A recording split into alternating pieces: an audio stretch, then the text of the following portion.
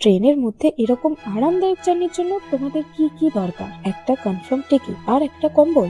না না না, তোমরা যদি হাওড়া থেকে টুন্ডলা যাওয়ার উদ্দেশ্যে পূর্বা ট্রেনে উঠে থাকো, দেন এরম ট্রেন জার্নি তোমাদের নসিবে কিছুক্ষণের জন্যই থাকবে। কারণ সন্ধে হতে না হতেই কামরার দৃশ্য কিছুটা এরকম হয়ে যাবে। টিকিট কনফার্ম না হওয়া, আর এসি সিট কিংবা জেনারেল কম্পার্টমেন্টে অনেক ভিড়। কারণ যাই হোক না কেন, এসি বাদে সব কামরার হাল কিছুটা এরকমই ছিল। কিন্তু প্রবলেম শুধু এইটুকু নয়, এদের মধ্যে কিছু মানুষ থাকবে যারা পোলাইটলি জিজ্ঞেস করে সিটে একটু বসার জায়গা করে নেবে, কিন্তু তাদের সাথে আর এক শ্রেণীর মানুষও থাকবে যারা কিছুটা এরকম করবে। বাবার সম্পত্তি মনে করে যে কোনো সিটে যে কারোর পাশে তাকে আনকমফোর্টেবল করে বসে যেতে পারে। এখানেই যেমন দুটির সিটে তিনটে পুরুষ বসেছিল জোর করে। তবে এরকম অনেক ঘটনাই পুরো কামরা জুড়েই হয়েছে। আবার কিছু কিছু মানুষকে তো হুমকিও দেওয়া হয়েছে, তাদের এলাকা, তারা যা খুশি তাই করতে পারে। এবার আসি কমপ্লেন করার বিষয়। কমপ্লেন করলে সমাধানের জন্য টিটি আর পুলিশ দুটোই পাঠানো হবে, কিন্তু সন্ধে রাত পেরিয়ে পরের দিন দুপুরবেলা, যখন আর এদের কোনো দরকারই নেই।